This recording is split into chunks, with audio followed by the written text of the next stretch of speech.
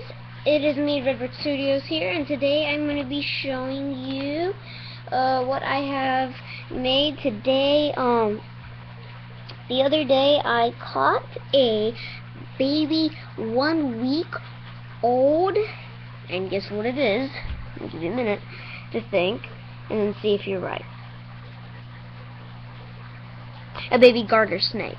Right now the snake is in his little house. I made him. Now I caught this guy in the wild, so he's a wild snake. So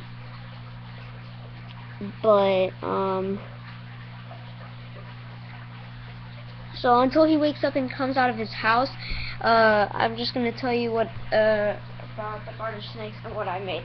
So I made 2 little habitats for him. This one's his old one that I just made and whipped up quickly. I fed him ants, which there are 3 that I can see right now in there. I'm going to put that aside.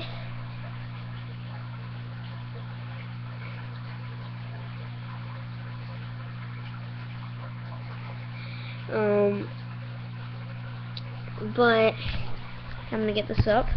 So I'm just going to talk to you about garter snakes. So when you get a garter snake from the wild, that's this size, not longer than my middle finger. Well, actually, mine's a little longer than the middle finger. No, actually, no. The size of your middle finger, and I'm a 10-year-old. So the size of your middle finger. Then you. Ooh, my snake's almost gonna come out. So you want to make sure you feed him twice a week at the least, and you also need him to have a big enough spacious habitat for him and to have food. Garter snakes are different from other snakes because they need to have visual, they need to see, for example, the ant moving to be able to get it. They're not like other snakes, which depend more on smell or scent or whatever. But so I gave him a nice big area here with sand, like his normal area. I put a few sticks, and I'll show you his little area here. I also found these bark, which I kind of make as his little enclosure, and that's his little house, which he's sleeping in now. Now baby snakes do tend to sleep more than adult snakes because since when I was a baby, I slept more than I do now, obviously. But that's the same with snakes. But when they get older, they'll get better. Now, do not feed anything to the snake that is bigger than the thickest part of its body. And don't force it. I just put about 6 ants in his little enclosure here. Oopsie. I just put about 6 ants in his enclosure. It's kind of hard for me to show you guys the enclosure. But here it is. It's in a plastic container. And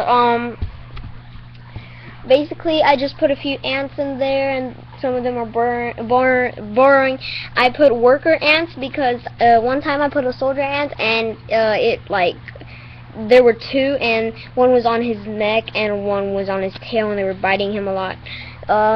So mine I found on the side of the road, and here in America, in the United States, I'm in North Florida, so they're pretty common here. Since I've moved here for about a year, I've seen about 5. So that's pretty unusual, but they're pretty popular. Normally you'd find them in the grass or the dense areas, but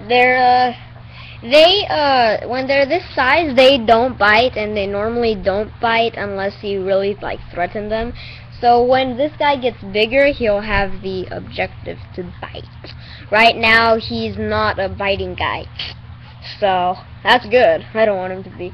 biting around. He has a very small mouth, and the only time he opens his mouth is to flick his tongue. So, speaking of flicking, that's his name, Flick. So, right now he's alert.